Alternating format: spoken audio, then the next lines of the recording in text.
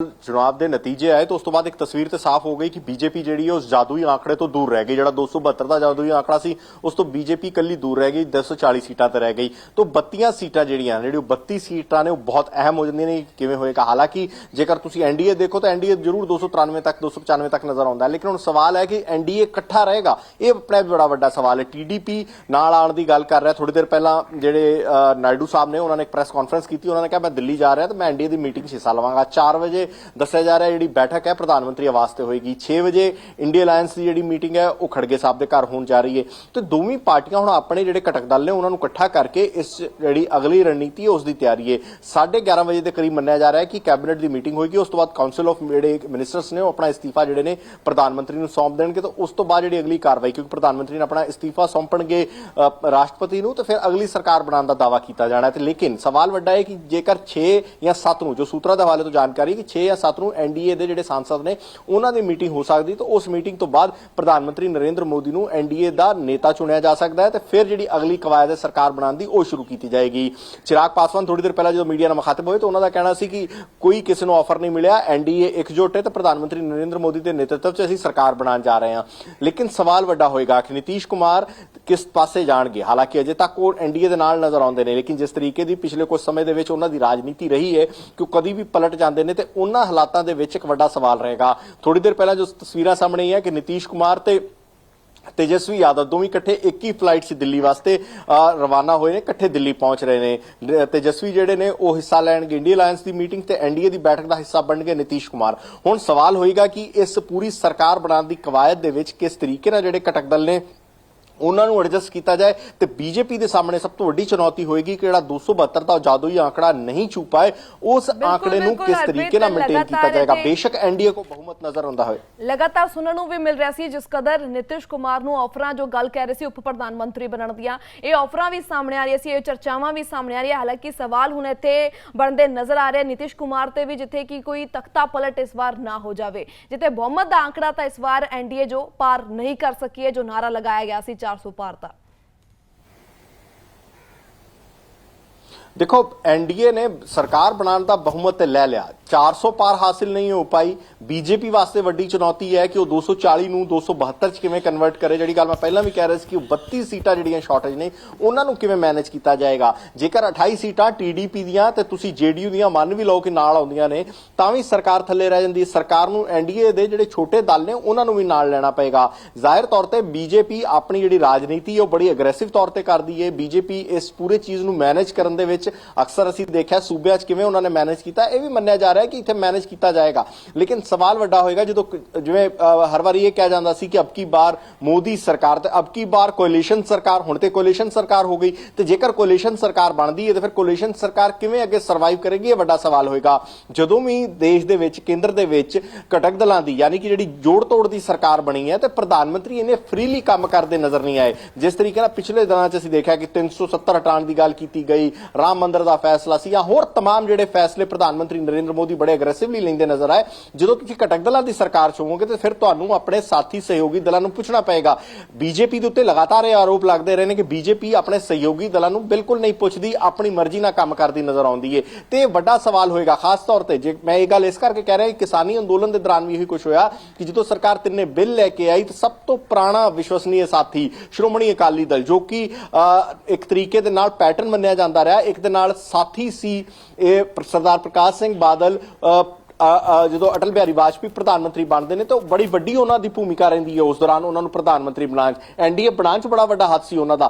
ते जदों ओहो जिहा साथी नाल नहीं रहा उन्हां नूं वख होना पिया कि तुसीं साडे नाल सलाह ही नहीं कीती ते एडा वड्डा काम कर दिता, जिस तो बाद अज भी बीजेपी उसका खामियाजा पंजाब च भुगतदी नजर आई। पंजाब च उन्हां नूं एक सीट नहीं आई ते जिहड़ा विरोध देखण नूं मिलिया वो वखरा। बेशक बीजेपी ये कहे कि साडा वोट शेयर वधिया, लेकिन वोट शेयर वधण नाल तुहानूं सीट कोई हासिल नहीं हुई।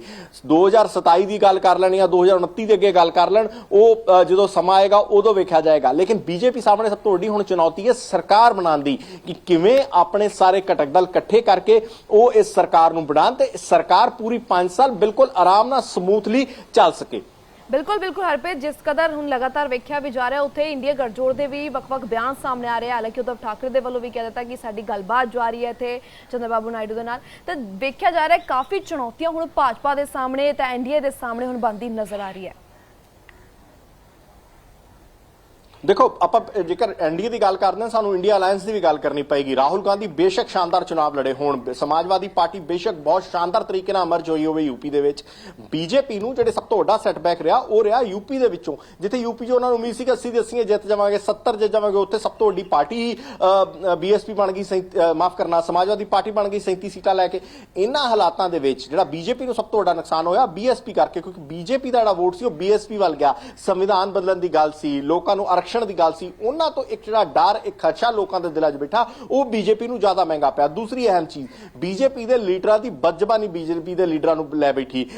ਅਜੇ ਮਿਸ਼ਰਾ ਟੈਨੀ ਨੂੰ ਨਾ ਹਟਾਣਾ, ਅਜੇ ਮਿਸ਼ਰਾ ਟੈਨੀ ਹਾਰ ਗਏ, ਉਹਨਾਂ ਦੇ ਮੁੰਡੇ ਦੇ ਉੱਤੇ ਆਰੋਪ ਸਨ ਕਿ ਉਹਨਾਂ ਨੇ ਕਿਸਾਨ ਮਾਰੇ। ਜਿਸ ਤਰੀਕੇ ਦਾ ਉਹਨਾਂ ਦਾ ਰਵੱਈਆ ਰਿਹਾ, ਸਰਕਾਰ ਨੇ ਇੱਕ ਵਾਰੀ ਜ਼ਹਿਮਤ ਨਹੀਂ ਹਟਾਈ ਕਿ ਉਹਨੂੰ ਹਟਾਇਆ ਜਾਏ। ਬ੍ਰਿਜ ਭੂਸ਼ਣ ਸਿੰਘ ਦਾ ਲੜਕਾ ਬੇਸ਼ੱਕ 5 ਲੱਖ ਵੋਟਾਂ ਦੇ ਕਰੀਬ ਜਿੱਤ ਗਿਆ ਹੋਵੇ, ਲੇਕਿਨ ਉਸ ਨੂੰ ਨਾ ਹਟਾਣਾ ਵੀ ਬੀਜੇਪੀ ਨੂੰ ਮਹਿੰਗਾ ਪਿਆ। ਕਿਤੇ ਨਾ ਕਿਤੇ ਮੈਸੇਜ ਜ਼ਰੂਰ ਗਿਆ ਕਿ ਤੁਸੀਂ ਜੇਕਰ ਗਲਤ ਨਾ ਸਹੀ ਖੜੇ ਹੋ ਤੇ ਫਿਰ ਤੁਹਾਨੂੰ ਖਾਮਿਆਜ਼ਾ ਭੁਗਤਣਾ ਪਏਗਾ। ਅਖੀਰ 'ਚ ਜਨਤਾ ਜਨਾਰਦਨ ਹੈ।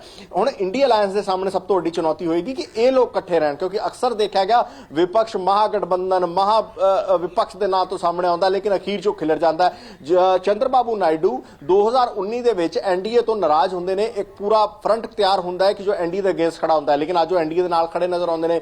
ਨਿਤੀਸ਼ ਬਾਬੂ ਚਲੇ ਗਏ ਐਨਡੀਏ ਤੋਂ, ਜਾ ਕੇ ਉੱਥੇ ਸਰਕਾਰ ਬਣ ਗਈ, ਫਿਰ ਪਲਟ ਕੇ ਵਾਪਸ ਐਨਡੀਏ 'ਚ ਆ ਗਏ। ਤੇ ਇਸ ਕਰਕੇ ਤਮਾਮ ਕਿਆਸ ਰਾਈਆਂ ਨੇ ਜੋ ਹੁਣ ਸਰਕਾਰ ਬਣਾਉਣ ਦੇ ਵਿੱਚ ਜਿਨ੍ਹਾਂ ਲੋਕਾਂ ਨੇ ਅਹਿਮ ਯੋਗਦਾਨ ਦੇਣਾ ਹੈ, ਇਹਨਾਂ ਸਭ ਦੇ ਉੱਤੇ ਸਵਾਲੀਆ ਨਿਸ਼ਾਨ ਨੇ। ਕੀ ਸਰਕਾਰ ਕੀ ਬੀਜੇਪੀ ਇਹਨਾਂ ਨੂੰ ਸਰਕਾਰ ਦੇ ਵਿੱਚ ਵਜ਼ਾਰਤ ਦੇਗੀ, ਵਜ਼ਾਰਤ ਦੇ ਕੇ ਇਹਨਾਂ ਨੂੰ ਐਡਜਸਟ ਕੀਤਾ ਜਾਏਗਾ, ਜਾਂ ਇਹਨਾਂ ਨੂੰ ਕਿਸ ਤਰੀਕੇ ਨਾਲ ਐਡਜਸਟ ਕਰੇਗੀ? ਇਹ ਬੜਾ ਵੱਡਾ ਸਵਾਲ ਹੈ, ਕਿਉਂਕਿ ਜਿਹੜਾ ਇਹ 28 ਨੰਬਰ ਨੇ 16 ਤੇ 12 ਜੇਡੀਯੂ ਦਾ ਤੇ ਟੀਡੀਪੀ ਦਾ, ਇਹ ਬੜਾ ਅਹਿਮ ਰੋਲ ਇਸ ਵਾਰੀ ਸਰਕਾਰ ਦੇ ਵਿੱਚ ਪਲੇ ਕਰਨ ਵਾਲੇ ਨੇ। ਜੀ ਬਿਲਕੁਲ ਹਰਪ੍ਰੀਤ, ਫਿਲਹਾਲ ਤੁਹਾਡਾ ਬਹੁਤ ਬਹੁਤ ਸ਼ੁਕਰੀਆ ਤਮਾਮ ਜਾਣਕਾਰੀ ਦੇ ਲਈ। ਦੱਸਦੇ ਕਿ ਅੱਜ ਅਹਿਮ ਬੈਠਕਾਂ ਹੋਣ ਜਾ ਰਹੀਆਂ ਨੇ। ਫਿਲਹਾਲ ਕਵਾਇਦ ਹੁਣ ਤੇਜ਼ ਹੁੰਦੀ ਲਗਾਤਾਰ नजर आ रही है। हमारा पार्टी इलेक्शन से पहले मिलके हम लड़े हैं, पूरा हमारा को मेजॉरिटी मिला है। हाँ, एक्सपेक्टेशन से अनुकूल नहीं मिला, मगर हमारे को मिला है। हमारे को कोई प्रॉब्लम नहीं है। हम गवर्नमेंट फॉर्म करेंगे मोदी जी के नेतृत्व में। मोदी जी के नेतृत्व में एनडीए को मेजॉरिटी मिला है। जो हमारा पार्टी को जितना सीट मिला है बीजेपी को, पूरा पार्टी मिलके भी, जो अपोजिशन पार्टी का मिलके भी उतना सीट नहीं है, इसलिए हमारा कोई आपत्ति नहीं है। बिल्कुल हम गवर्नमेंट फॉर्म करेंगे। हम मोदी जी के नेतृत्व में देश को सेवा भी करेंगे। एनडीए का बिहार में जो प्रदर्शन रहा है उसका बड़ा श्रेय जहां एक तरफ हमारे प्रधानमंत्री आदरणीय नरेंद्र मोदी जी के नेतृत्व को जाता है, तो वहीं उसका श्रेय मेरे मुख्यमंत्री नीतीश कुमार जी को भी जाता है। विपक्ष इस बात से कतई परहेज नहीं करता है कि अगर उसे जनादेश का अपमान भी करना पड़े, ये जनादेश एनडीए के पक्ष में है। मेरे मुख्यमंत्री जी की पार्टी को मिला हुआ जनादेश हो, मेरी पार्टी को मिला हुआ जनादेश हो, भारतीय जनता पार्टी को मिला हुआ जनादेश हो, ये एनडीए को मिला हुआ जनादेश है। साथ मिलकर हम लोगों ने चुनाव प्रचार किया और साथ मिलकर ही प्रधानमंत्री नरेंद्र मोदी जी के नेतृत्व में ही हम लोग सरकार बनाने जा रहे हैं। एक स्थिर और मजबूत सरकार पुनः देश अगले 5 साल के लिए देखेगा। ਤਾਂ ਉੱਥੇ ਹੀ ਇੰਡੀਆ ਗਠਜੋੜ ਦੀ ਮੀਟਿੰਗ ਤੋਂ ਪਹਿਲਾਂ ਦਿੱਲੀ ਪਹੁੰਚ ਰਹੇ ਨੇ ਸਾਰੇ ਆਗੂ। ਉਹਦਾ ਸ਼ਿਵ ਸੈਨਾ ਆਗੂ ਸੰਜੇ ਰਾਉਤ ਨੇ ਰਾਹੁਲ ਗਾਂਧੀ ਨੂੰ ਪੀਐਮ ਫੇਸ ਦੱਸਿਆ ਤੇ ਨਾਲ ਹੀ ਕਿਹਾ ਕਿ ਅੱਜ ਹੋਣ ਵਾਲੀ ਮੀਟਿੰਗ ਦੇ ਵਿੱਚ ਹਰ ਪਹਿਲੂ ਤੇ ਚਰਚਾ ਹੋਵੇਗੀ।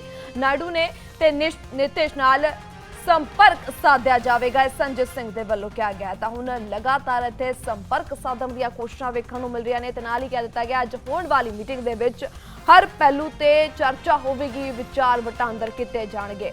ਤਾਂ ਨਾਇਡੂ ਤੇ ਨਿਤਿਸ਼ ਦੇ ਨਾਲ ਸੰਪਰਕ ਸਾਧਿਆ ਜਾਵੇਗਾ। ਹਾਲਾਂਕਿ ਲਗਾਤਾਰ ਇਹ ਚਰਚਾਵਾਂ ਵੀ ਸਾਹਮਣੇ ਆ ਰਹੀਆਂ ਨੇ, ਜਿੱਥੇ ਪ੍ਰਧਾਨ ਮੰਤਰੀ ਦਾ ਆਫਰ ਜੋ ਨਿਤਿਸ਼ ਕੁਮਾਰ ਨੂੰ ਇੰਡੀ ਗਠਜੋੜ ਦੇ ਵੱਲੋਂ ਪੇਸ਼ ਕੀਤਾ ਗਿਆ। ਤਾਂ ਹੁਣ ਕੀ ਕੁਝ ਹੋਵੇਗਾ, ਕਿਸ ਕਦਰ ਹੁਣ ਸਰਕਾਰ ਬਣੇਗੀ, ਇਹ ਵੇਖਣਾ ਬੇਸ਼ੱਕ ਅਹਿਮ ਬਣਦਾ ਨਜ਼ਰ आ रहा है।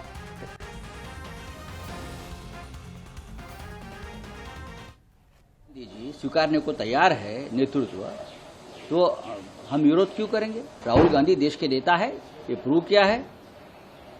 राहुल गांधी लोकप्रिय नेता है, देश की जनता ने उनको स्वीकारा है। हम सब उनसे प्यार करते हैं, हम उनको चाहते हैं। सब लोग इंडिया गठबंधन में प्रधानमंत्री पद के ऊपर कोई मतभेद ही नहीं है।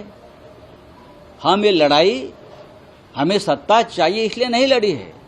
हम लड़ाई संविधान की रक्षा के लिए, लोकतंत्र की रक्षा के लिए, ये जो तानाशाही चल रही है, east India company in the bracket Gujarat, उनकी तानाशाही लूटमार चल रही है, उसके खिलाफ ये लड़ाई है। लोगों ने हमको वोट दिया है। नरेंद्र मोदी, अमित शाह ने मान्य करना चाहिए को हार गए हैं। और जिस हिसाब से हम लोगों ने चुनाव मुद्दों पर लड़ने का काम किया है वो आप सब लोग देख सकते हैं। तो अयोध्या में राम जी का आशीर्वाद तो इंडिया गठबंधन को हम लोगों को मिला, तो कहीं भी जो है आप देखिएगा एक चीज तो साफ हो गया कि जो मोदी जी की बात करते थे कि मोदी फैक्टर वो खत्म हो गया। भाजपा जो है मेजॉरिटी से दूर चली गई है। जो सहयोगी हैं अब उन पर डिपेंडेंट है। और हम लोग तो खुशी है इस बात की कि भाई चलो हम लोग जो संविधान लोकतंत्र रोकने बचाने का जो प्रयास था उसमें हम लोग जो है काफी हद तक कामयाब हुए। आज इंडिया गठबंधन की मीटिंग है शाम को 6 बजे। उसमें हम सब लोग बैठेंगे और बैठ के तय करेंगे आगे की रणनीति क्या है। जहां तक इन दोनों नेताओं का प्रश्न है, 2019 के पहले किस प्रकार से खुद चंद्रबाबू नायडू जी ने पूरे देश में सबको संगठित करने का प्रयास किया था और मोदी जी की तानाशाही के खिलाफ फेडरल स्ट्रक्चर के मुद्दे को लेके यहीं दिल्ली के अंदर उन्होंने धरना भी दिया था कि राज्यों के हक मारे जा रहे हैं सरकार के द्वारा। और यही काम खुद नीतीश कुमार जी ने किया था इंडिया गठबंधन को संगठित करने के लिए। तो अगर आप देखें तो स्वाभाविक रूप से इनके मन में कोई श्रद्धा या कोई रिस्पेक्ट मोदी और अमित शाह को लेके है, ऐसा मैं नहीं मानता।